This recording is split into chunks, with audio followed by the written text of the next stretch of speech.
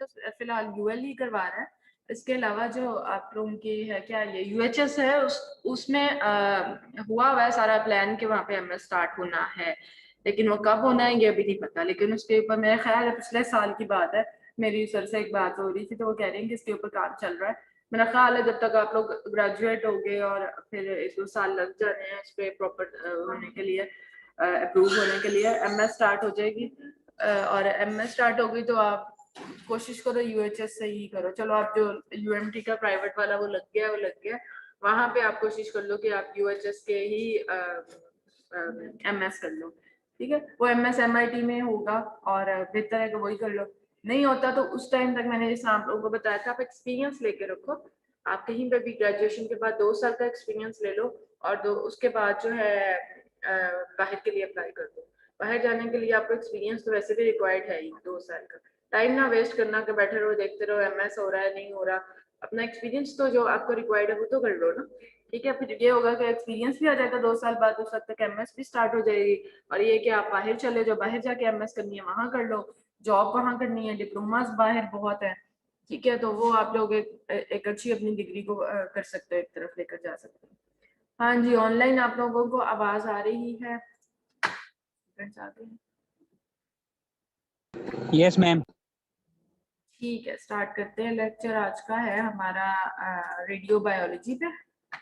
Last time हम लोगों ने पढ़ा था कुछ उसके साइड इफेक्ट्स वगैरह, जितने भी रेडियोलॉजी के हमारे साइड इफेक्ट्स थे कि कैसे उनके इफेक्ट्स बॉडी के ऊपर प्रोड्यूस होते हैं। तो आज हम लोगों ने पढ़ने हैं रेडियो बायोलॉजी। बेसिकली क्या हमारे सेल्स हैं जो कि डैमेज होंगे और उनसे क्या इफेक्ट्स हो सकते हैं। मैंने आपको बताया था कुछ इफेक्ट्स हमारे अर्ली इफेक्ट्स होते हैं, कुछ इफेक्ट्स हमारे लेट इफेक्ट्स होते हैं।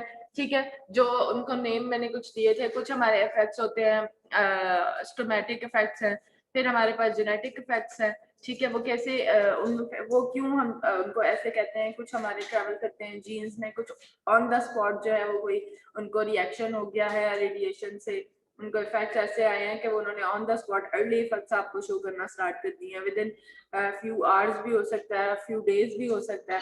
ठीक है, तो ये हमारे पास सारे जो थे वो अर्ली इफेक्ट्स थे।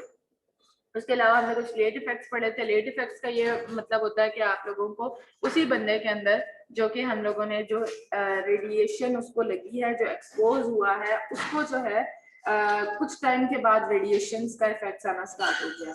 ठीक है, आओ पहले सवाल जो एक दफा और आ रहा है कोई बॉयज?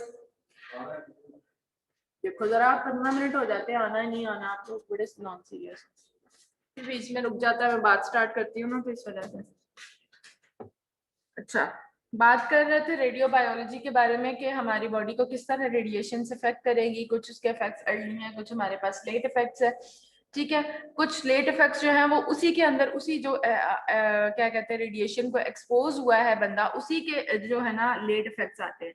कुछ हमारे जीन्स में ट्रेवल करते हैं, कुछ जो है प्रेग्नेंट वुमेन के अंदर फीटस को इफेक्ट हो सकते हैं। उनकी क्या प्रॉब्लम्स हो सकती हैं जिसको हम कहते हैं कि this is due to radiation. ठीक है, कॉज अभी तक हम लोगों को काफी बीमारियों के नहीं पता चलते, जिसकी मैं बार बार कहती हूँ इस तरह के कॉजेज ज्यादातर रेडिएशन की वजह से ही उनको ये प्रॉब्लम आ सकती है।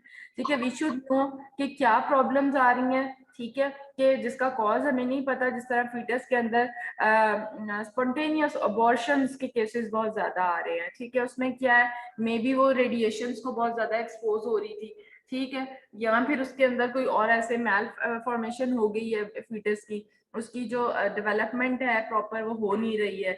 ठीक है, वो अपनी जो उसकी एज है उस एज से कम है, फीटस की एज उसकी कम है, दैट मीन्स वो उसकी डेवलपमेंट जो है वो अंडर डेवलप्ड है। ठीक है, उसके बाद कंजेनिटल एबनॉर्मेलिटीज बहुत ज्यादा आजकल कॉमन है। हम लोग पहले सुनते थे, आजकल तो आप यकीन करो कि आप अल्ट्रासाउंड के लिए बैठ जाओ कहीं पे, आपको कंजेनिटल एबनॉर्मेलिटीज इतनी ज्यादा मिल रही हैं, इतनी ज्यादा मिल रही हैं। उसके भी कॉज क्या है, रेडिएशन। पेशेंट कहेगा कि यार मैं तो कभी रेडिएशन में गया ही नहीं, उसको क्या पता है। मैं बता रही हूँ कि आजकल जो हमारा एनवायरमेंट, हमारी डाइट, हमारा सब कुछ ये रेडिएशन और ये सभी हम खा पी रहे हैं। ठीक है, वो नहीं भी एक्सपोज हो रहा, लेकिन वही रेडिएशन हर चीज के अंदर उसको एक्सपोज कर रहे हैं, तो उसके इफेक्ट्स आते हैं। ठीक है, तो basically radio biology is the study of the effects of ionizing radiations on biological tissues. हमने शुरू से पढ़ते आ रहे हैं किस टाइप की रेडिएशंस हैं जो कि हमारी बॉडी में इफेक्ट्स क्रिएट कर सकती हैं। कुछ हमने पढ़ी थी कि इलेक्ट्रोमैग्नेटिक जो हमारे पास फॉर्म्स हैं सारी, उसमें आयोनाइजिंग रेडिएशंस जो हैं वही हमारी बॉडी के अंदर हार्मफुल इफेक्ट्स क्रिएट कर सकती हैं। और वो कौन कौन सी होती हैं आयोनाइजिंग रेडिएशंस? हमारी एक्सरेज हैं आयोनाइजिंग रेडिएशंस, ठीक है। उसके अलावा पार्टिकल्स हैं कुछ alpha beta particles, gamma rays हैं हमारी, ये सारी जो है वो आयनाइजिंग रेडिएशंस हैं। ये क्या करती हैं हमारी बॉडी में? फ्री रेडिकल्स को प्रोड्यूस करती हैं, दैट मींस आयंस बना देती हैं, ठीक है। अब हमारी बॉडी एटम्स एटॉमिक लेवल पे जाके जो है वो रेडिएशन इफेक्ट करती हैं, ठीक है। हमने शुरू से पढ़ते आ रहे हैं फर्स्ट दो जितने भी लेक्चर्स हैं कैसे रेडिएशंस एटम को जाके एक्साइट करती हैं या फिर उसके अंदर से हमारे पास इलेक्ट्रॉन्स को रिमूव करती हैं या फिर उसके अंदर एडिशन होता है, ठीक है। वो रिमूवल या एडिशन जो क्या होता है वो एनर्जी ही होती है ना। वो एनर्जी जो है फिर हमारे बॉडी के अंदर मॉलिक्यूलर लेवल पे चली जाती है। एटम्स जो है मॉलिक्यूल्स जो बनते हैं मिलके, वाटर मॉलिक्यूल्स जितने पहले एटम फिर मॉलिक्यूल्स, हमारी बॉडी कंटेंट्स क्या होते हैं? ज्यादातर वाटर है उसके अंदर और बाकी चीजें हैं, क्या होंगे उन मॉलिक्यूल्स को रेडिकल फ्री आयंस उसके बना देते हैं, ठीक है। वो फ्री आयंस क्या करेंगे, फ्री रेडिकल्स क्या करेंगे, हमारे सेल्स को डैमेज करना स्टार्ट हो जाते हैं, ठीक है। ये हमारी बायोलॉजी है जो कि रेडिएशन के इफेक्ट्स की वजह से इस तरह, तो इसको हम लोग आज पढ़ते हैं, रेडियो बायोलॉजी है। So the effect of X rays on human is the result of interaction at the atomic level. These atomic interaction take the form of ionization or excitation of the orbital electron and result in the deposition of the energy in the tissue.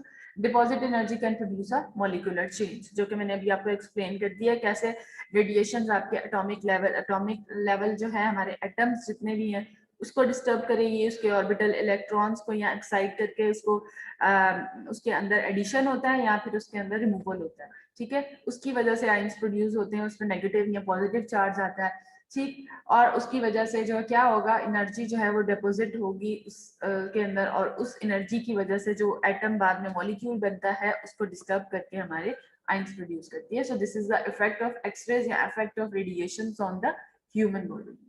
ये अगर chart को देखो तो इसमें आपको समझ आएगी। देखो ये फॉर एग्जांपल ये आपके सामने जो डायग्राम से बनी हुई है, किस तरह हमारी बॉडी को किस तरह रेडिएशन से अफेक्ट कर रहे हैं। स्टार्टिंग फ्रॉम दिस पॉइंट, ये क्या है, एक्सरे ट्यूब है, ये रेड कलर की क्या रेडिएशंस निकल रही हैं, उसने क्या किया, रेडिएशन में एक्सपोजर हुआ, उसके बाद आयोनाइजिंग रेडिएशन या एक्साइटेशन, आयंस प्रोड्यूस हुई, एक्साइटेशन हुई एटम्स की, ऑर्बिटल इलेक्ट्रॉन, मॉलिक्यूलर अल्ट्रेशंस हुई, उसके अंदर आयंस प्रोड्यूस हुए, ठीक है।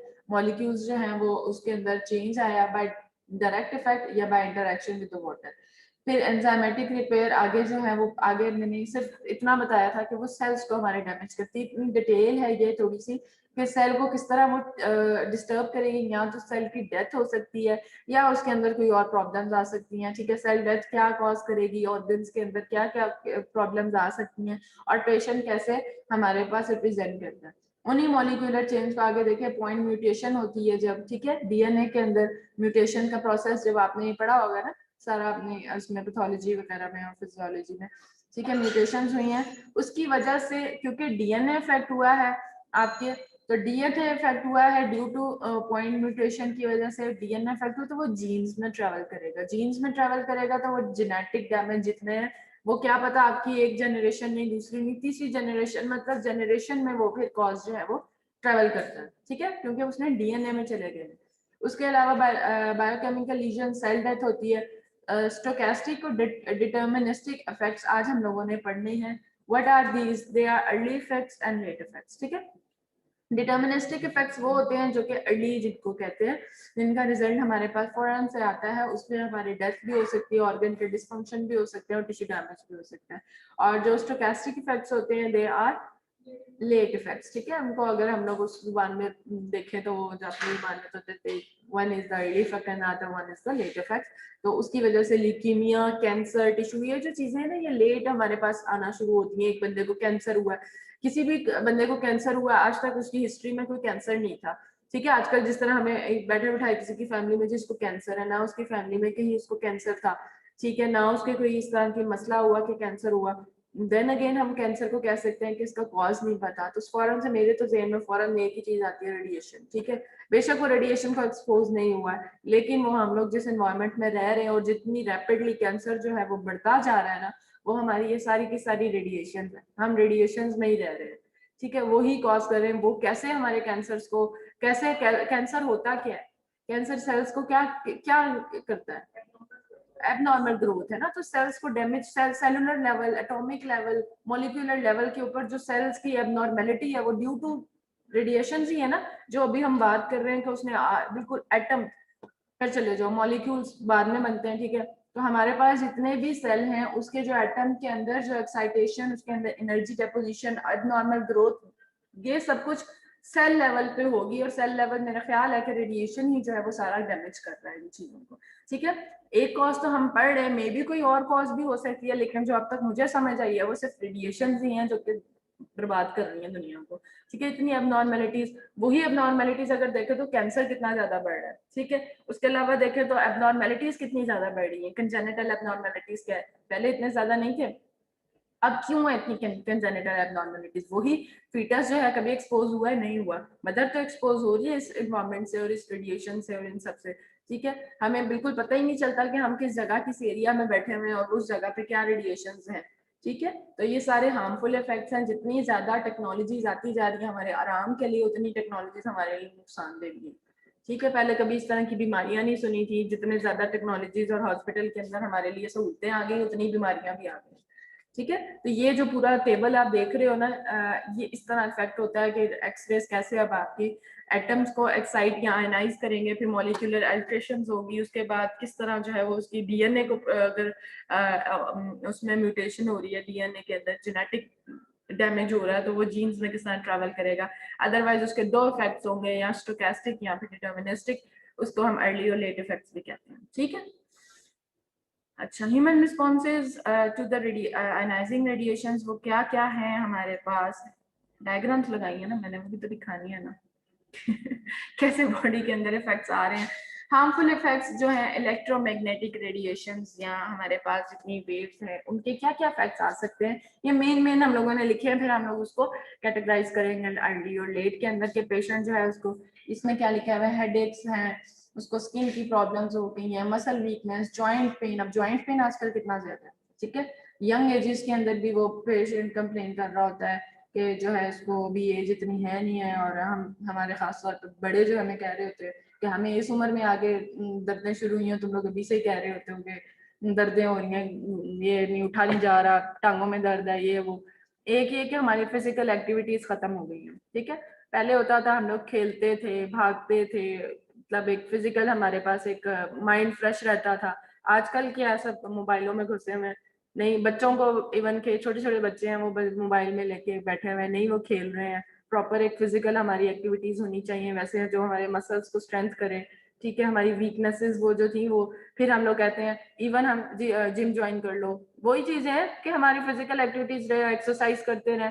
अगर हम लोग अपनी रूटीन को ही इतनी अच्छी उस तरह रहे कि हमारी एक्सरसाइज ही खुद ही होती रहे और हमें जिम ज्वाइन जाना ही ना पड़े, खा भी रहे हैं उसी तरह का गंदबला सारा कुछ और फिर जिम ज्वाइन कर लेते हैं, ठीक है।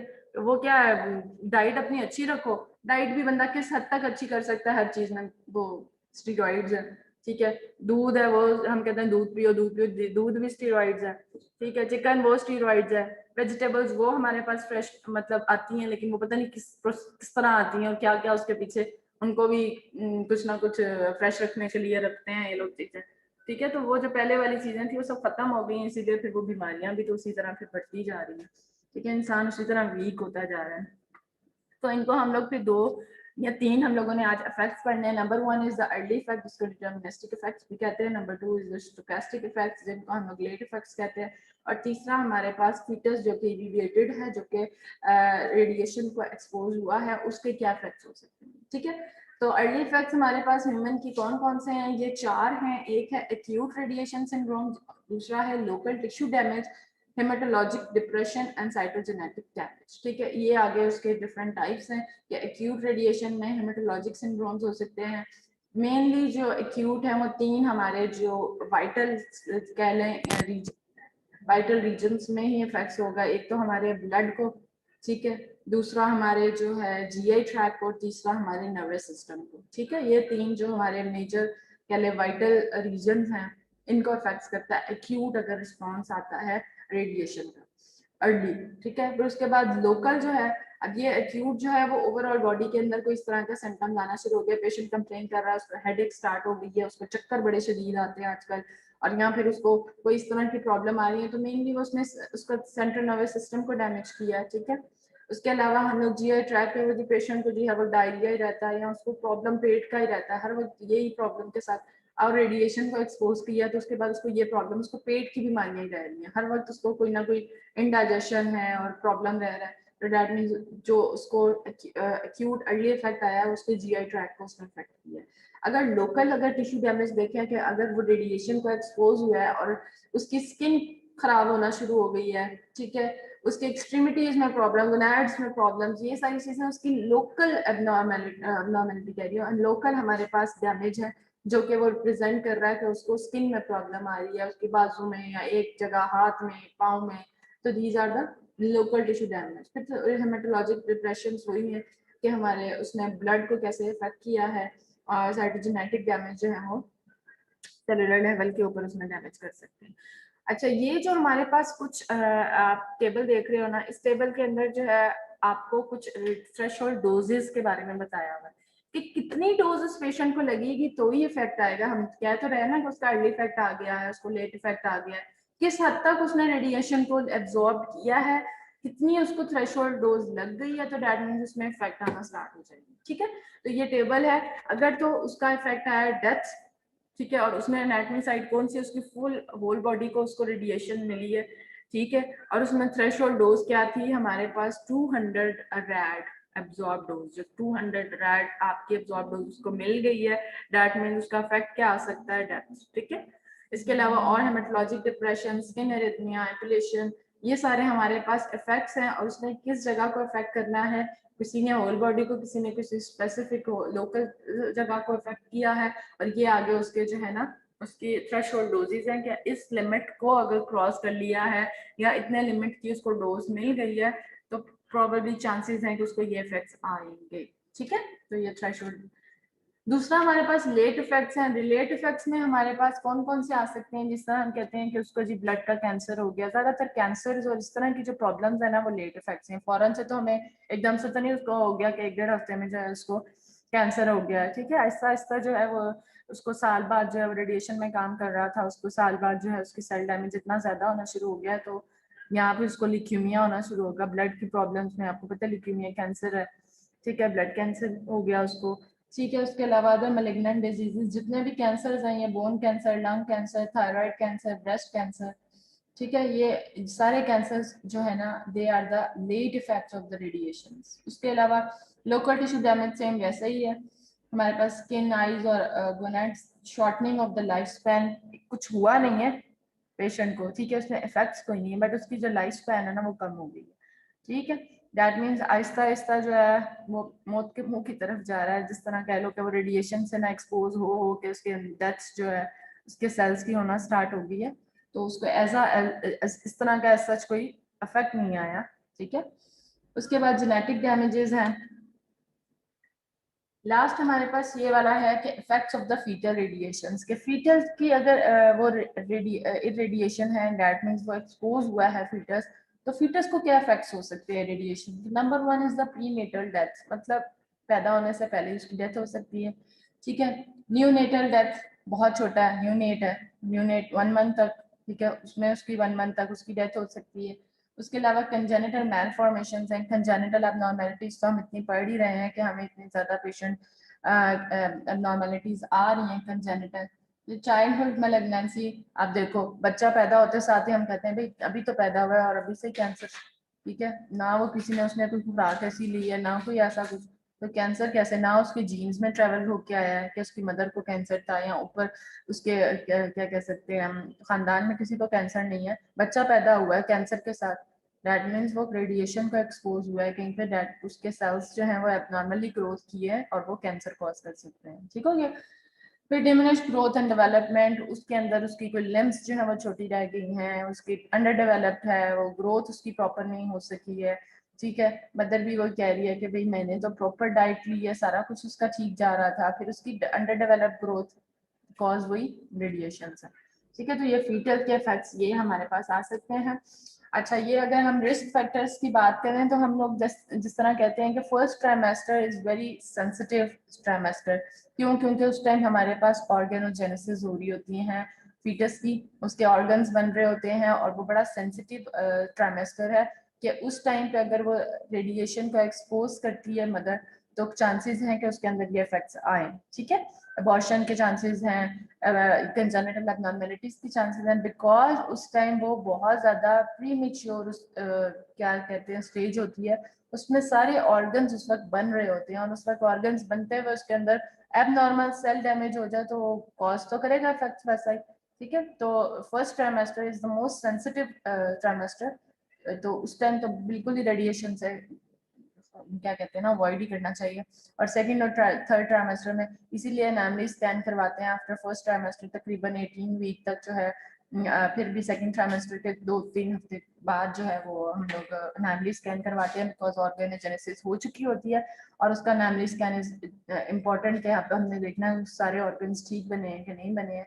ठीक है, anomaly scan is to detect any abnormality. ठीक है, बच्चे के सारे ऑर्गन्स तो बन गए हुए हैं, but we have to detect any abnormality, तो वो एनामली स्कैन उस टाइम इम्पोर्टेंट होता है।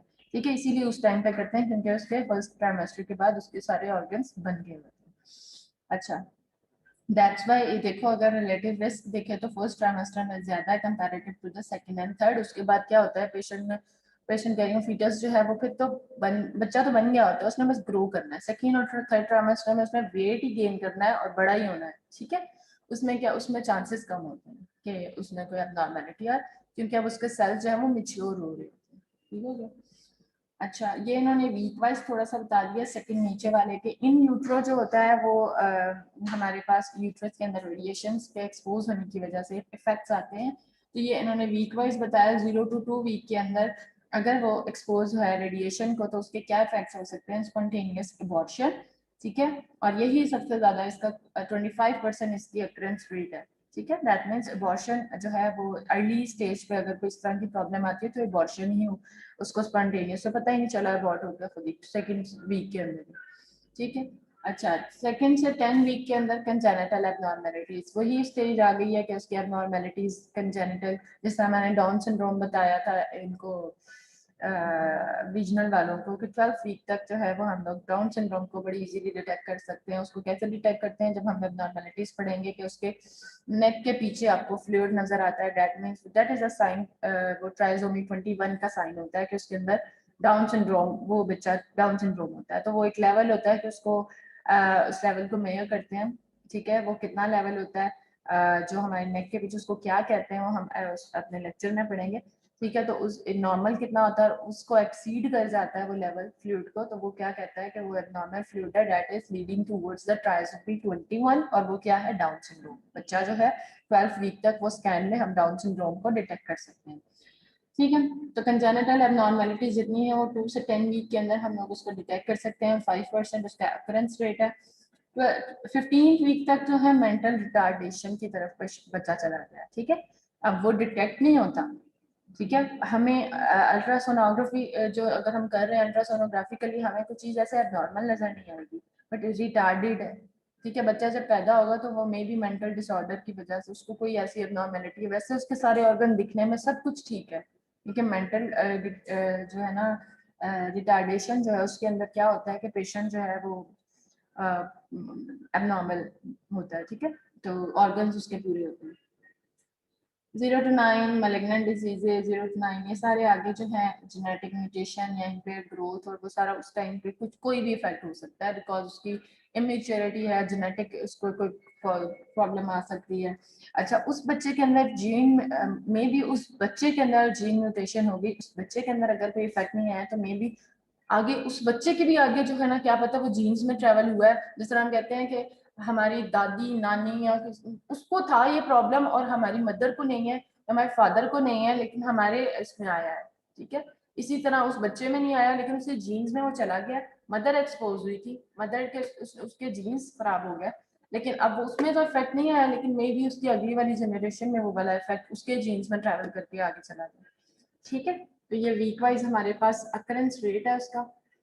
अच्छा, ये एक मजे का टेबल है, इसमें क्या बताया हुआ है कि human population in home radiation effects have been observed. ये एक रिसर्च उन्होंने की थी कि कौन से लोग हैं जिनके अंदर ये ऑब्जर्व किया गया कि रेडिएशन उनको अफेक्ट कर सकती है।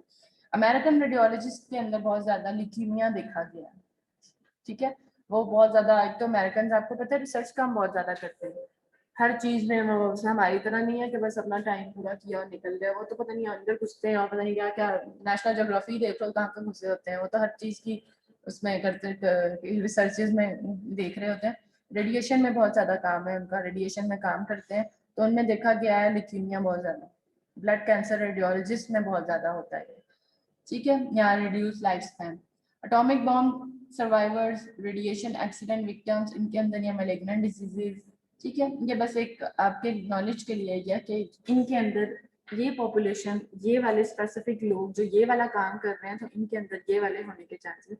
Patient who underwent thorotrast studies, ये जो हमारे लिवर कैंसर है ना, उनके अंदर जो खास तौर पे स्टडीज ऐसी, वही बात है कि जो रेडिएशन में काम कर रही है उनकी स्टडीज ऐसी हैं, रिसर्चेज ऐसी हैं, उनके अंदर इस तरह के बहुत ज्यादा देखे गए। अच्छा, अब ओवरऑल ये नॉट, ये वाला टेबल जो है वो रेडिएशन से नहीं है, ये ओवरऑल है कि किन के अंदर जो है वो लाइफ स्पैन या expected days of life lost, मतलब कि इतने दिन कम हो जाते हैं इनके अंदर, ठीक है। अल्लाह ने जिंदगी तो अल्लाह ताला को पता है कितनी है, हमें नहीं पता। लेकिन ये जो हमारे साइंटिस्ट है ना, उन्होंने एक रिसर्च बनाई हुई है कि ये वाला काम करोगे तो इतने दिन की जो आपकी अल्लाह ने अगर जिंदगी इतनी लिखी है ना, तो उससे इतने दिन कम हो जाएंगे, ठीक है। मतलब कहने का है कि रिस्क क्या है उसका, कि आपकी आपकी लाइफ कम हो रही है ये वाला काम करने से। अब नंबर वन, उसको तो अच्छा मजे, नंबर वन ही बड़े मजे का, being male rather than female.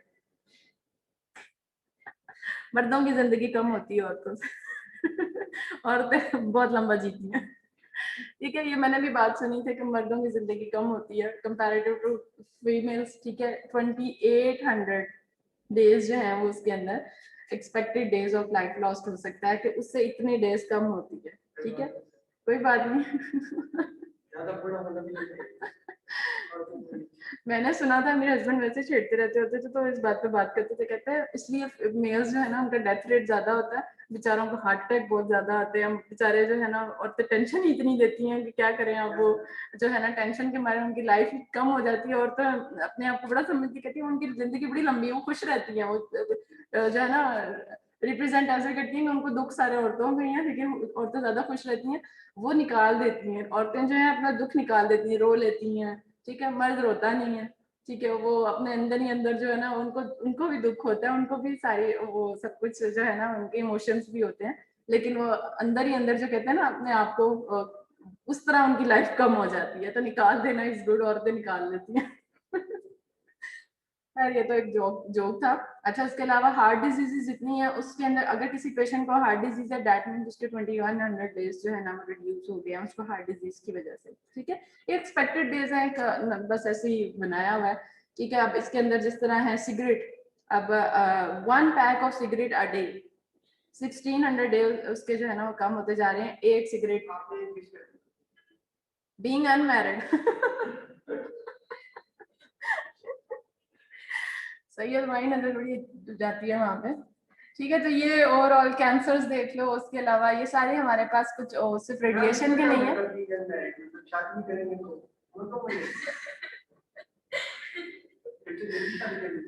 हाँ, कहते हैं शादी के बाद बीमारियां कम लगती हैं।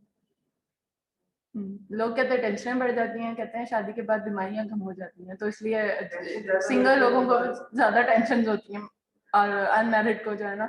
ये बस एक रिसर्च है, मैंने कहा चलो इसको मैं बुक से ही सारा ये बनाती होती हूँ, तो मैं रीड कर रही थी बुक, तो मुझे ये टेबल अच्छा लगा, मैंने कहा ये शेयर करना चाहिए आप लोगों से ये टेबल, तो मैंने सोचा हाँ दिखा ये सारे जाके दिखाना जो अनमैरिड है ना, तो भाई हम लोगों की जिंदगी कम होती, हाँ जी, कितनी 2000 दिन कम हो गए हैं, डे बाय डे कम होते जा रहे हैं। तो जल्दी शादी कर दे, मैं जीना चाहता हूँ। अभी कह रहे थे बूढ़ा होके क्या करना है, हाँ इतनी लंबी जिंदगी क्या करनी है जाके, कभी कह रहे हो शादी कर लो इन्हें कम।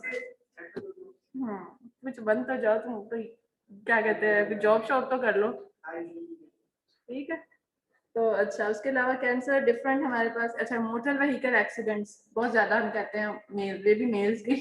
अब तो फीमेल्स इतनी ज्यादा, मैं यकीन करो मैं ड्राइव कर रही हूँ तो फीमेल्स इतनी नजर आ रही है मुझे बाइक पे आजकल। मैंने कहा क्या ट्रेंड आ गया है कि अब तो बाइक्स पे, चलो स्कूटीज हो तो फिर भी मजे की लगती है कि चलो स्कूटी है, वो प्रॉपर बाइक्स के ऊपर बैठी हुई हैं। और मैंने ज्यादा आंटियां देखी हैं, लड़कियां भी नहीं, आंटियां देखी हैं। मैंने कहा चलो उनके घर पे कोई ऐसा नहीं है, अपना तो कर रही है ना, पूरा सौदा ला रही है, बच्चों को स्कूल से लेके आ रही हैं। देखने वाले जो है हमारे पाकिस्तानी 2-4 बाइक पीछे लगा लेते होते हैं कि चलो देखो जरा। यकीन करो मैं जा रही होती हूँ और जो बाइक्स पास से उन्होंने मुड़ के जरूर देखना होता है कि फीमेल जा रही है या जैसा भी है। हाँ ऐसे ही है, पूरा देखते हैं उनको। और क्या, चलो स्कूटीज मैंने देखी हैं काफी, स्कूटीज इतनी बुरी नहीं लगती होती हैं स्कूटीज, चलो वो है ही फीमेल राइड लगती है, जिस तरह इंडिया के अंदर है। किसी की मोहताज तो नहीं है ना, अपना जा रही है यूनिवर्सिटी कॉलेज जो भी जिस तरह भी जा रही हैं। नहीं तो आजकल हमारे पाकिस्तान में तो भाइयों के पीछे पड़े रहते हैं, भाई छोड़ाओ, भाई ले जाओ, ठीक है अबू छोड़ाओ। वही ना, लड़के जो है वो आराम से बाइक पकड़ी और जिधर मर्जी निकल जाए, और फीमेल्स बेचारी देखती रह जाती हैं। मैं कहती हूँ चलो होना चाहिए, स्कूटीज होनी चाहिए, लेकिन हमारी सोसाइटी वही बात है जिस तरह पाकिस्तानी बड़ी मदद करने को पहुंच जाएंगे। तुम देखो तो सही, फीमेल्स की बाइक जरा खराब होती है, मेल के लिए नहीं रुकेंगे, ऐसी लाइन लगी होगी, आपको हेल्प चाहिए वो उनको हेल्प ज्यादा मिलेगी, ठीक है।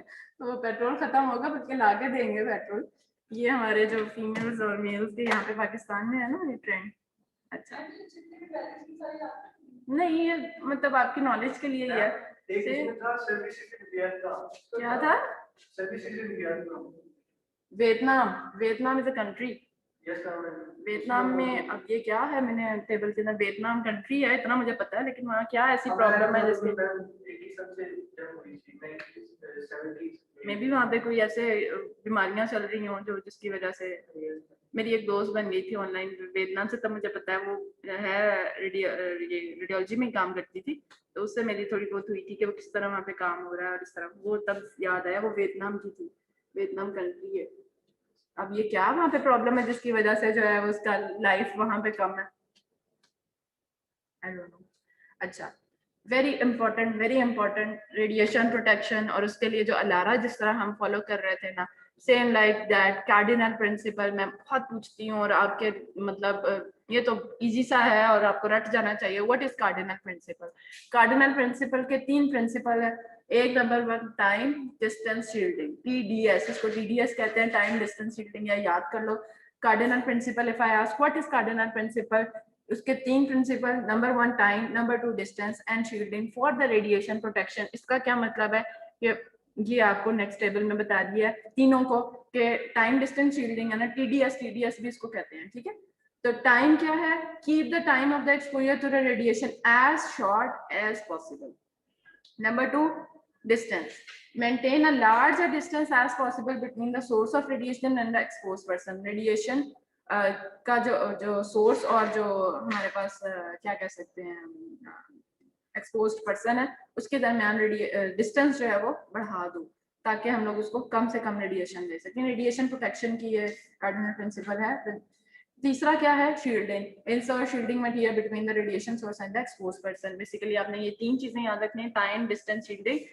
क्या है cardinal principle? Time distance shielding, कम से कम टाइम, ज्यादा से ज्यादा डिस्टेंस और ज्यादा से ज्यादा शील्डिंग हम लोग अप्लाई करें तो हमारे पास ये रेडिएशन प्रोटेक्शन हो सकती है। इनको हम लोग 1 बाय 1 थोड़ा सा पढ़ लें।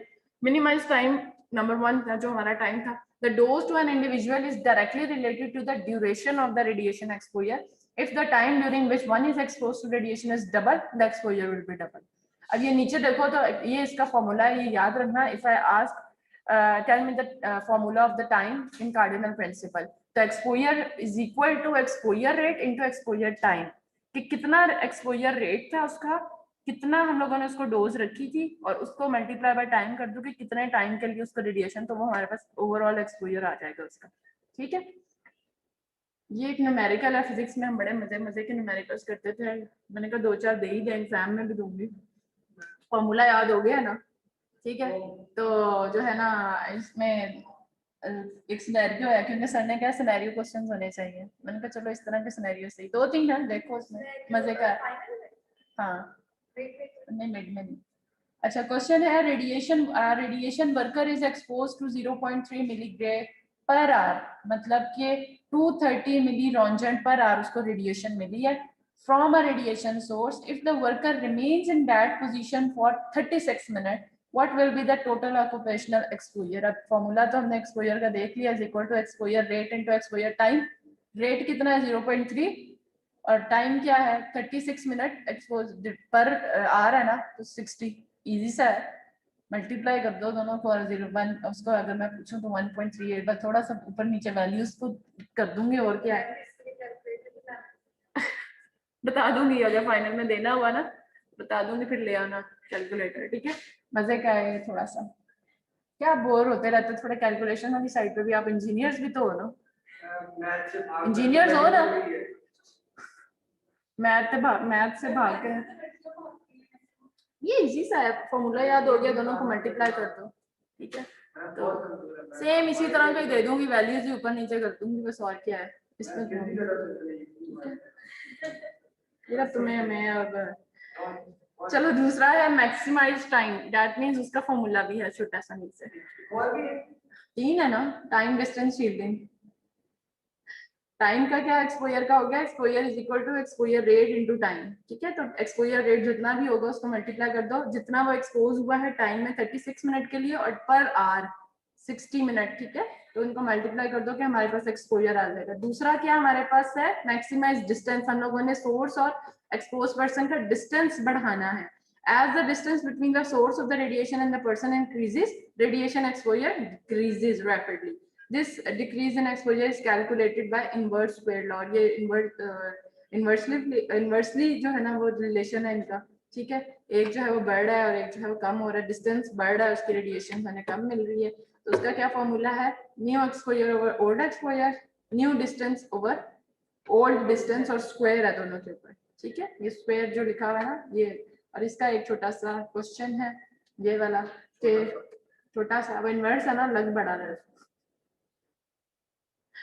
ठीक है। इन्वर्स लॉ जो हम लोगों ने पढ़ा उसके अंदर जो है एक उसका न्यू एक्सपोजर होगा, एक ओल्ड एक्सपोजर, डिस्टेंस को एक्चुअली हमें देखना है। इसमें एक numerical, an extra tube has an output intensity of this eight 100 centimetre, ये उसका डिस्टेंस है। अच्छा, इसको SID भी कहते हैं। SID क्या है, टू इमेज डिस्टेंस, ठीक है, source to image distance when operated at 70 kV। What would be the radiation exposure. अब उसने डिस्टेंस 350 सेंटीमीटर कर दिया है, अब उसका एक्सपोजर कम हो जाएगा ना इतना। उसमें वैसे तो हमें नॉर्मली इतना पता है कि हमने डिस्टेंस बढ़ा दिया तो एक्सपोजर रेट उसको जो है रेडिएशन जो है वो कम मिलेगी। तो हम कितनी कम मिलेगी 2.1, वो बस इनवर्स लॉ जो है ये इसमें अप्लाई कर दो वैल्यूज और बस। लास्ट है हमारे पास शील्डिंग, इसका कोई फार्मूला नहीं है, बस इतना पता है कि हम लोग जो है इसका जो है हम लोग shielding is how much important in radiation protection. तो वो हम लोगों ने लास्ट लेक्चर में पढ़ा था कि डिफरेंट टाइप्स के हमारे पास शील्डिंग्स होती हैं। पर्सनल शील्डिंग भी होती है जिसमें एप्रन्स, हमारे पास ग्लव्स, थायराइड की शील्ड, ग्लासेस जो थी वो बनी होती थी किसी स्पेशल मटेरियल की, ठीक है। वो डिफरेंट हमारे पास शील्डिंग थी। उसके अलावा जो हमारी लेड वॉल थी, रूम जो है वो प्रॉपरली डिजाइन किया जाता है। उसके अलावा हमारे पास जो लेड के वो सामने जिसके पीछे खड़े होते हैं हम लोग, ठीक है। तो ये हमारे बताने का मकसद ये है कि आपके पास शील्डिंग मैक्सिमम होनी चाहिए।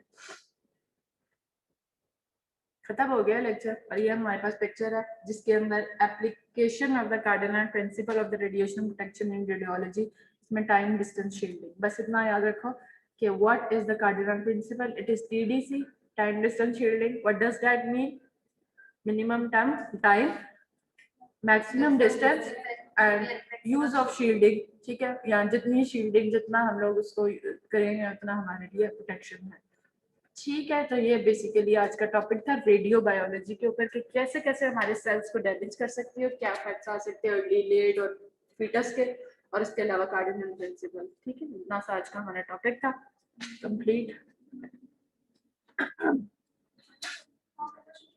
हाँ, हर दफा भूल जाते हैं अटेंडेंस में।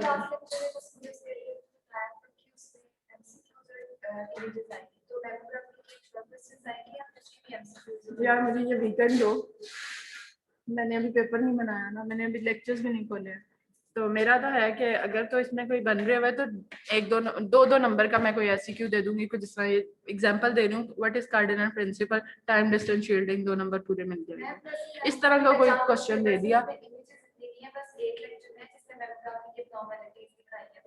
एक्स्ट्रा की इमेजेस जरूर देख लेना, ठीक है, एक्स्ट्रा इमेजेस देख लेना। उसके अलावा जरूरी नहीं है वही एक्सरे हो जो मैंने अब बता दिया, क्योंकि एक्सरे के ही इमेजेस हैं, ठीक है। इसके अलावा जो है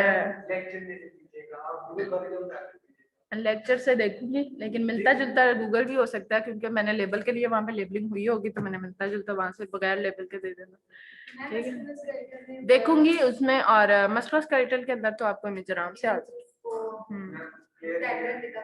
अल्ट्रासाउंड वाला भी इमेज हो सकता है और दूसरा डायग्राम वाला भी इमेज हो सकता है, ठीक है। कोई एनाटमी वगैरह के लिए, जिस तरह आप नी की एनाटमी पढ़ रहे थे, नी के क्या क्या, ये लिगामेंट कौन सा है, ये लिगामेंट कौन सा है, उस तरह डायग्राम वाली इमेज भी दे सकते हैं लेबल करने के लिए ना।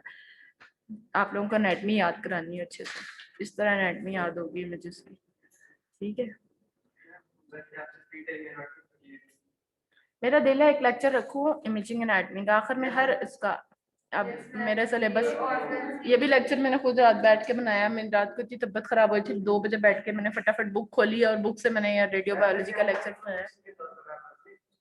अब मेरा दिल है कि एक लेक्चर बनाऊं जिसके अंदर सिर्फ इमेजेस ही रखूं, ठीक है, ताकि उधर से पेपर भी तुम लोग उठा के दे सकूं फाइनल के लिए। लेकिन ये कि तुम लोग के इमेजेस आने चाहिए। अगला सिर्फ टॉपिक एक लेक्चर जरूर लास्ट वाला होगा जिसके अंदर सारे इमेजेस को हम लोग डिफाइन करेंगे, एनाटमी को, ठीक है। हाँ वही मैं कह रही हूँ ना, हमें एयर को नहीं पता चलता कि अगर नॉर्मल कैसी एनाटमी है और एबनॉर्मल क्या चीजें हैं, ठीक है। कोई हमारे पास नॉर्मली एयर होती है तो इस तरह नजर आ रही होती है, कोई हमारे पास न्यूमोथोरैक्स है या फिर हमारे पास इस तरह की कोई एबनॉर्मलिटीज है तो उसके अंदर किस तरह नजर आएगी, कैसे स्ट्रक्चर्स नजर आएंगे।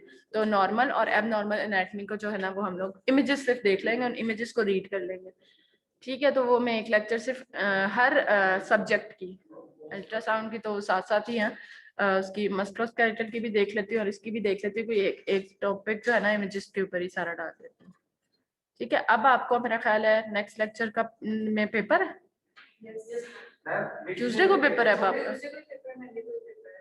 नहीं मेरा पेपर मेमोग्राफी का।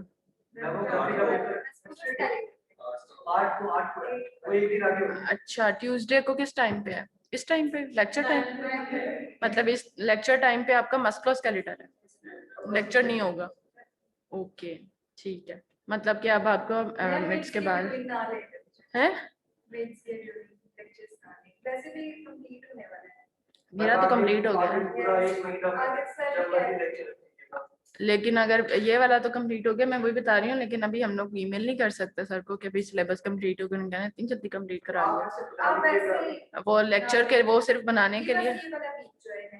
हाँ वही कह रही हूँ, कोई इमेजेस देख लेंगे या वैसे बातें चाते कर लेंगे, लेकिन लेक्चर होगा, ठीक है। तो लेक्चर में कुछ डिस्कस कर लेंगे, कुछ पुरानी बातें या रिवीजन कर लेंगे, ठीक है। रिवीजन का सर को ईमेल कर दूंगी कि रिवीजन किया, उसमें जो मर्जी पूछना हुआ, कुछ डिस्कस करना हुआ कुछ डिस्कस कर लेंगे। बट अभी ट्यूसडे को तो वैसे ही नहीं है। आपके एग्जाम्स कब तक है? फ्राइडे को होगा, अगला फ्राइडे को तो लेक्चर होगा। फिर फ्राइडे को उस टाइम पे कोई आपका एग्जाम तो नहीं है 9:30 पे फ्राइडे को?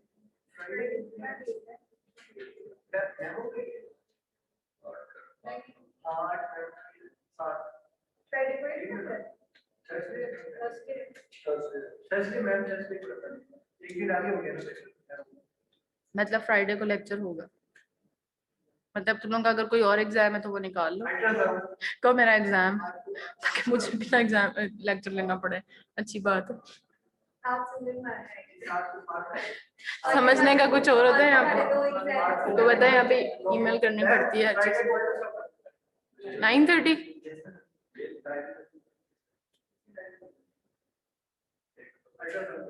बस ठीक है, लेक्चर नहीं होगा किस 9:30?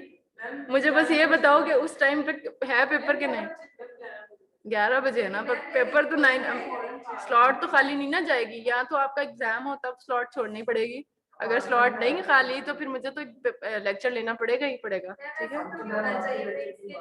नहीं होना नहीं चाहिए, लेकिन यहाँ पे सब कुछ होता है। अब तो क्लैश नहीं है तुम लोग की नई डे शीट में? चलो अच्छा हो गया।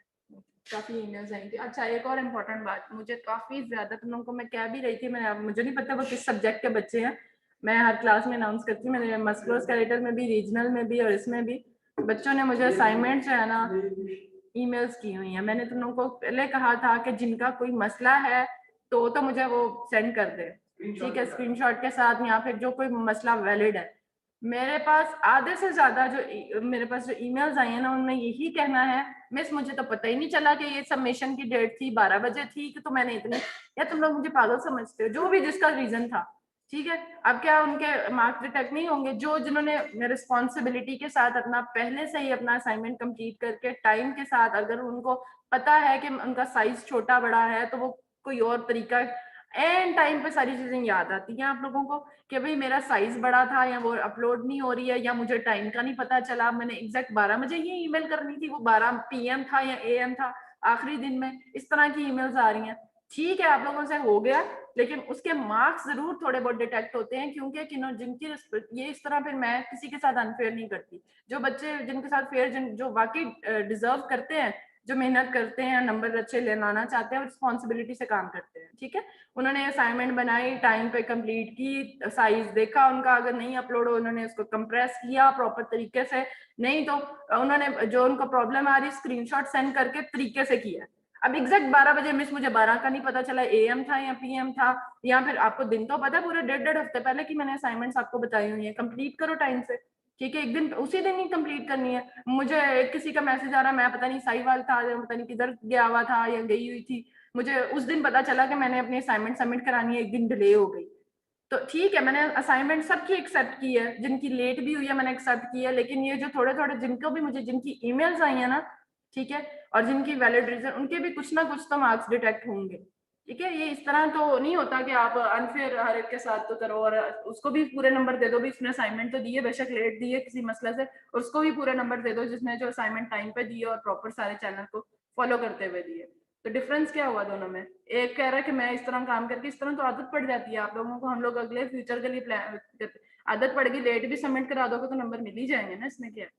इस तरह की जब नहीं नंबर डिटेक्ट होंगे ना, तो फिर आपको रिस्पॉन्सिबिलिटी का एहसास होगा, नेक्स्ट टाइम आप टाइम पे सबमिट कराओगे, चीजों को देखते हुए सबमिट कराओगे, ठीक है। ये मैंने हर क्लास में बोलना है, क्योंकि मेरे पास, आप यकीन करो, मैंने उनको स्टार, अभी मैंने चेक किसी की नहीं किए, स्टार जितने देख रहे हो ना, ये सारी ईमेल्स वो मेरे पास वो आई हुई है, असाइनमेंट्स हैं, ठीक है। मैं अभी इनको खोल के चेक बाद में करूंगी, लेकिन आपको कहने का मतलब है कि वेरी इररिस्पॉन्सिबल स्टूडेंट्स, ये जितने मेरे पास आए हैं, ये टाइम लेट की वजह से या जो भी जिस तरह है, थोड़े थोड़े मार्क्स जितने मैंने रखे हुए हैं, कितने रिस्पॉन्सिबिलिटी के मार्क्स थे, इतने मार्क्स प्रेजेंटेशन के थे।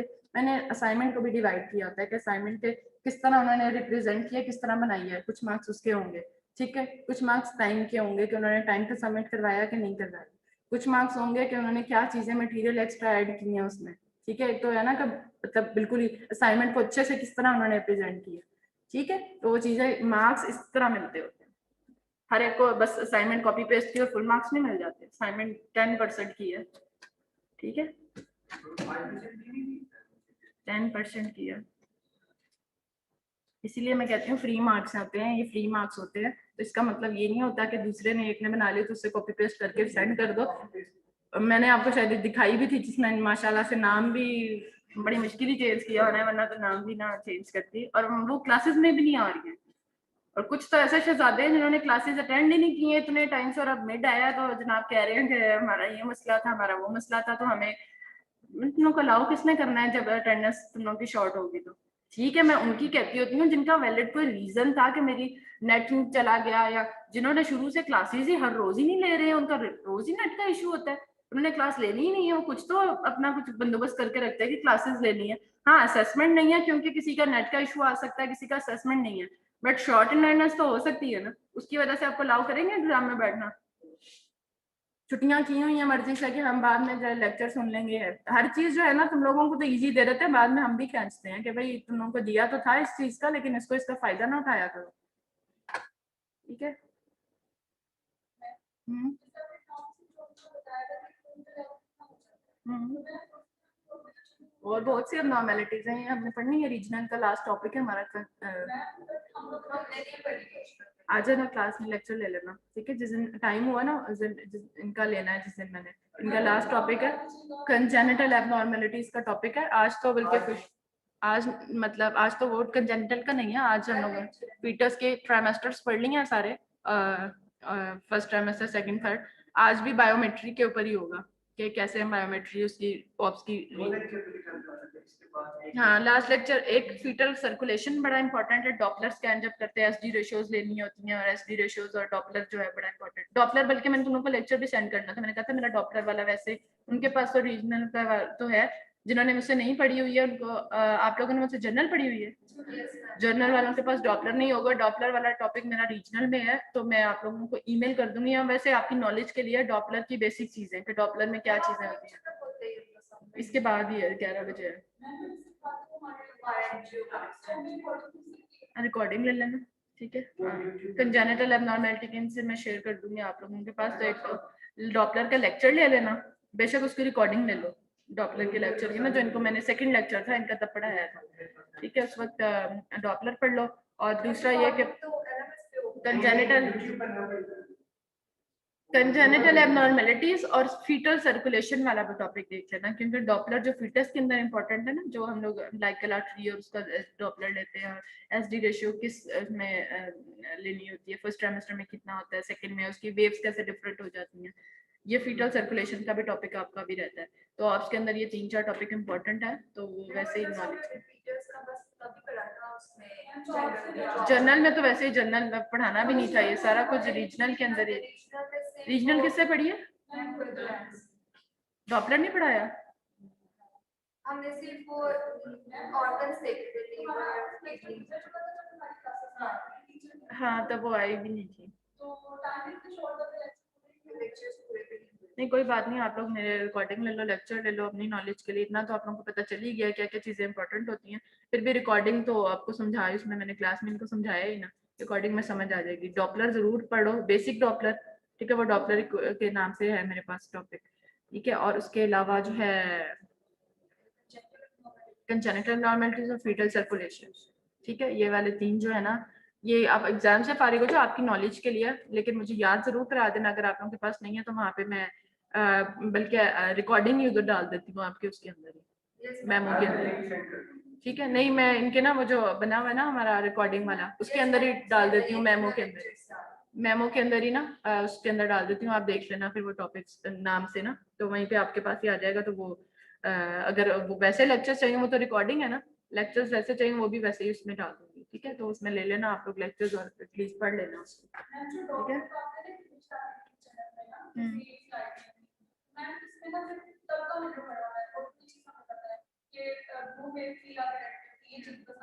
वो वहीं से मैंने टॉपिक वैसे लेक्चर से डाला था, लेकिन पढ़ाया बेसिक में।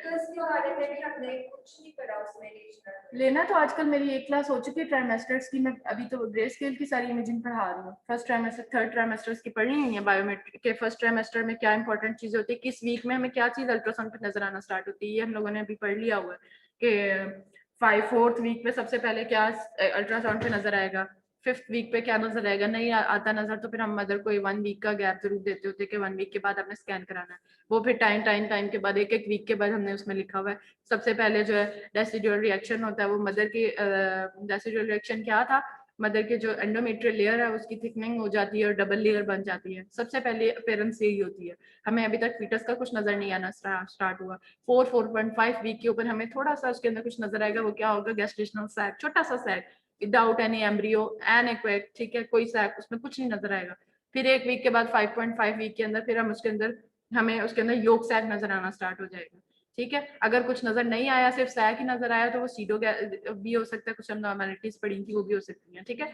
अगर योग सैक नजर आ गया विद अ फीटल पोल क्या जिस जगह पे अटैच होगा, जिस वॉल के ऊपर, वहां प्लेसेंटा बनना शुरू हो जाएगा। अगले वीक पे चले जाओ, 6 वीक पे योग सैक बन गया, अब वो एम्ब्रियो बन जाएगा छोटा सा, ठीक है। एम्ब्रियो हम लोग उसका CRL मेजर करते हैं, उसको हमें अभी तक कुछ समझ नहीं आ रहा उसके अंदर क्या चीज है, बस छोटा सा टिश्यू टाइप की चीज नजर आ रही है, ठीक है। तो फिर हेड से लेके उसके रम तक हम लोग उसको CRL मेजर करते हैं, ठीक है। पहले गैस्ट्रेशनल सैक मेजर करते हैं, फिर उसके बाद CRL मेजर करते हैं, फिर वो हमें डेटिंग बताता है कि क्या डेट है एग्जैक्ट उसकी, क्या फीटस की क्या एज है, उसका क्या वीक पे चल रहा है, ठीक है। तो मेजरमेंट के लिए पहले गेस्टेशनल सैक मेजर करते हैं, फिर योग सैक मेजर करते हैं, फिर उसके बाद CRL लेते हैं। CRL के बाद 12 वीक तक जो है वो ये हार्ट बीट भी आ जाती है। 7 वीक पे हार्ट बीट डिटेक्ट कर लिया, हार्ट रेट ले लिया, फिर आहिस्ता आहिस्ता जो है वो उसके अंदर उसके लिम्स बन गए। फिर हम BPD लेते हैं। सेकंड ट्राइमेस्टर की क्या इंपॉर्टेंट चीजें हैं, एनामली स्कैन इंपॉर्टेंट है, जो मैंने बताया था ऑर्गेनोजेनेसिस हो जाती है, तो फिर हम हर ऑर्गन्स को मेजर करते हैं, ठीक है। एनामली स्कैन उस टाइम करवाते हैं 18 वीक ऑनवर्ड जितने हैं वो, फिर हम लोग एनामली स्कैन करवा सकते हैं। सेकंड ट्राइमेस्टर की क्या इंपॉर्टेंस है और थर्ड ट्राइमेस्टर की क्या इंपॉर्टेंस है, उसके अंदर फीटस की पोजीशन देखनी इंपॉर्टेंट होती है, ठीक है, वो किस तरह लाई कर रहा है, ठीक है। फॉर द डिलीवरी उसके लिए प्लान किया जाता है कि वो नॉर्मल है या फिर उसकी पोजीशन ब्रीच है या सफेलिक है। प्लेसेंटा की पोजीशन इंपॉर्टेंट देखनी होती है, ठीक है। फंडस पे है, इंटीरियर है, पोस्टीरियर, और अगर इंटरनल ऑस के बिल्कुल ऊपर आ गया उसको प्लेसेंटा प्रीविया कहते हैं, तब भी वो जो है एबनॉर्मल है, ठीक है। तो प्लेसेंटल पोजीशन वो सारी, ये इतना सा टॉपिक था बस कि मतलब डिटेल तो फिर अब आप यही है कि मतलब वीक वाइज हमें क्या इंपॉर्टेंस है, सेकेंड ट्राइमेस्टर की क्या क्या बायोमेट्री, ये मेजरमेंट्स जो होती है ना जिनको BPD फीमर लेंथ, इनको बायोमेट्री कहते हैं, ठीक है। आज का टॉपिक बायोमेट्री के ऊपर है। वैसे हमने लास्ट लेक्चर में ये सारी ट्राइमेस्टर वाइज पढ़ी, ठीक है। फर्स्ट ट्राइमेस्टर में ये इंपॉर्टेंट चीजें होती है, सेकंड में, थर्ड में जो है वो फिर AFI एमनियोटिक फ्लूइड इंडेक्स लेना, पेशेंट की पोजीशन, फिटस की पोजीशनिंग, प्लेसेंटा की पोजीशनिंग, BPP बायोफिजिकल प्रोफाइल उसका लेना कि फिटस प्रॉपर रिस्पॉन्स कर भी रहा है नहीं कर रहा, ये सारी ये सारी चीजें होती हैं जी, लेकिन डिटेल हमने नहीं करी। और आजकल तो होता ही ज्यादा अल्ट्रासाउंड प्रेग्नेंट लेडीज का, तो हमें तब पता ही इसीलिए होगा।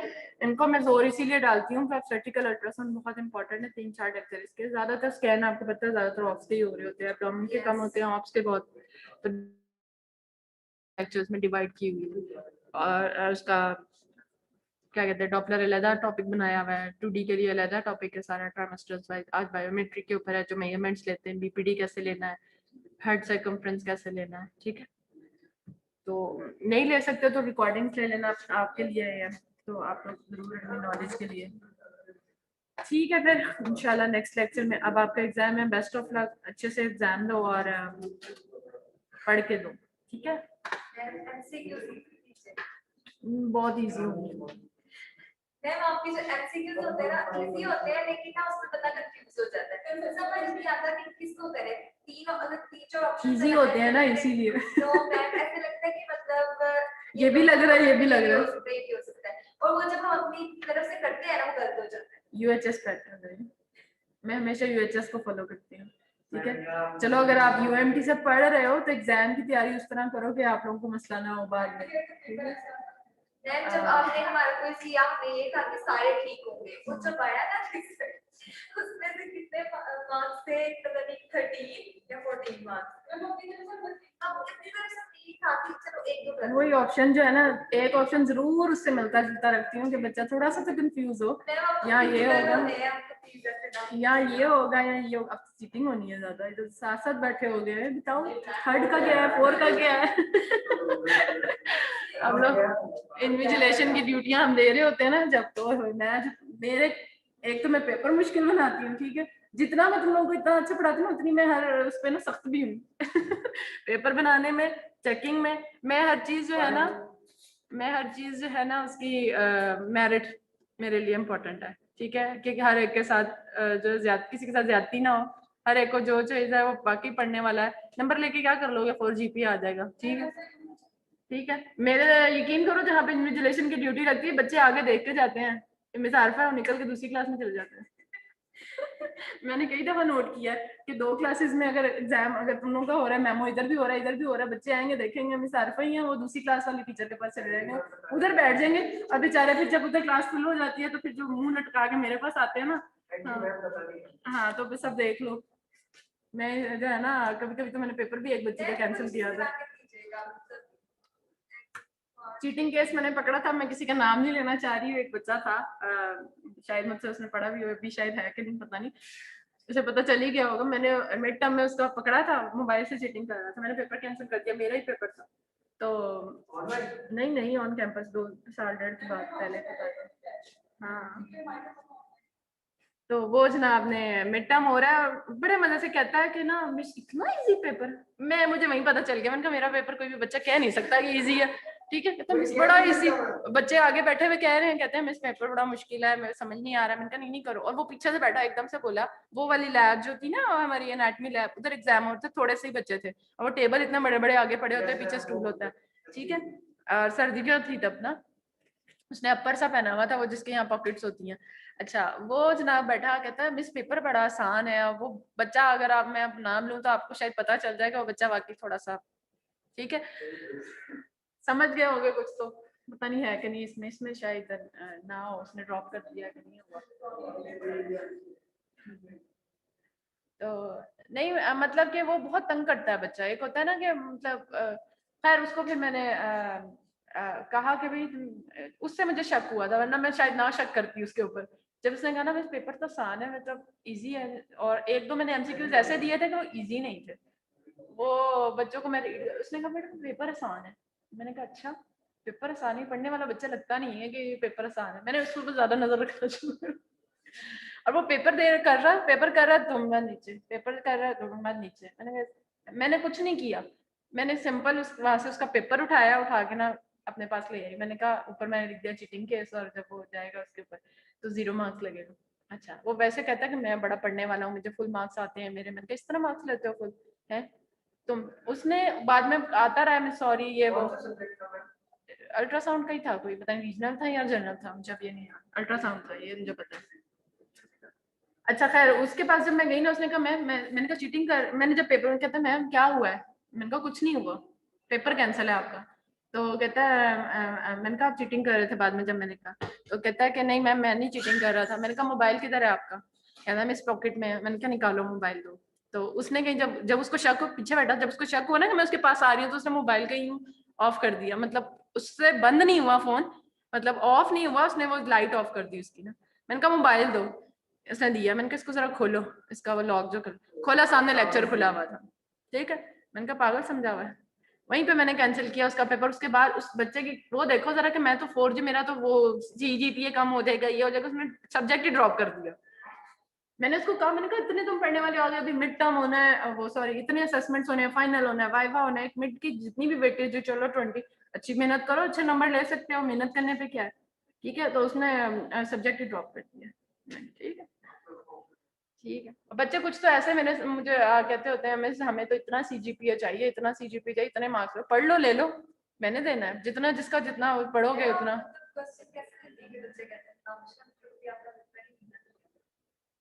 नहीं दिया, मुझे बहुत इजी लगता है, मैं सीधा सीधा स्टेटमेंट्स देती हूँ और बड़ा इजी उसका मैं बल्कि कई दफा तो मैं पेपर बना के अपने हस्बैंड से कह रही होती हूँ जरा इसके आंसर दें, वो कभी कभी दे देते होते हैं, मतलब थोड़ा हालांकि वो इंजीनियर है, ठीक है, उनको हमारी काफी चीजें वो उनसे मिलती जुलती होती हैं। हाँ, वो मेडिकल वाले नहीं दे सकते होते, तो वो आंसर दे देते कहते तुम इतना आसान पेपर बनाती हो, लेवल क्या है बच्चों का इतना, और इस तरह ना कभी मैं उनसे पूछूं तो। और यकीन करो मैंने पता नहीं किसका पेपर मिड का कोई एक पेपर बनाया था, और मैंने सारा एलएमएस पे डाल के उनको कह रही जरा इसका, उन्होंने 18 मार्क्स ले लिए उसमें, पता नहीं अब तुक्के मारे थे क्या किया था, तो 20 में से 18 मार्क्स ले लिए। तो मुझे कहते क्या लेवल है इन बच्चों का कि इनको, और अभी भी, और यकीन करो फिर भी बच्चे पढ़ के भी जो इतने कम नंबर लेते हैं तो वो हंसते होते हैं, कहते हैं देख लो जरा हाल स्टूडेंट्स का। मैं कहा नहीं पढ़ते, अब मैं क्या करूँ। खैर, मेरा पेपर आसान ही होता है, मेरे लिए आसान होता है, वो आप लोगों के लिए मुश्किल होगा, लेकिन आप लोगों के लिए भी आसान है। मैं आप लोगों को जो चीजें क्लास में इंपॉर्टेंट भी कहती रहती हूँ, ये इस तरह आ सकता है, मैं तो बताती भी रहती हूँ क्वेश्चंस को, ठीक है, ये इस तरह हो सकता है, ये एमसीक्यूज हो सकता है, ये इसके लिए हम पॉइंट, लेकिन एग्जैक्टली तो मैंने वो नहीं देना ना साइड से उठा के। अब थोड़ा सा मैं बुक्स वाली बच्ची हूँ, ठीक है, तो मैं बुक्स को बहुत, जो आपको मैंने बुक में लेक्चर भी ज्यादातर वहां से बनाती हूँ, कोशिश करती हूँ मैं एग्जाम भी वहां से बनाऊँ, ठीक है, तो मैं उससे कुछ मिलता जुलता ही इससे बनाती हूँ आपके उस टॉपिक से, ठीक है। तो इंशाल्लाह आप एग्जाम के बाद मिलेंगे, अच्छे से एग्जाम दो, और सब कहना, मुझे पता चलेगा सब कहना बहुत आसान पेपर था मिस, और अच्छा हुआ। कोई नहीं यार, आप मुझे कहोगे आसान, देखना पढ़ने वाले बच्चे कहते क्या, पढ़ने वाले आते भी कहते हैं मिस बहुत आसान पेपर था, आपने बहुत आसान, फुल मार्क्स लिए हुए हैं मेरे जो सीनियर्स हैं, उनके 100% भी मार्क्स आए हुए हैं मेरे सब्जेक्ट के, 98 99, कुछ सीनियर्स ऐसे भी थे उन्होंने लिए हैं, और वो अच्छे बच्चे थे, हालांकि क्या पेपर वो उन्होंने इधर से ही पढ़ के दिया हुआ है ना, तो वो कहते हैं मिस आपका पेपर आसान होता है, मुश्किल उन्हीं के लिए है जो नहीं पढ़ते। ठीक है, चलो ओके, अल्लाह हाफिज। मैं इतनी ज्यादा स्लाइड्स होती है मुझसे सारा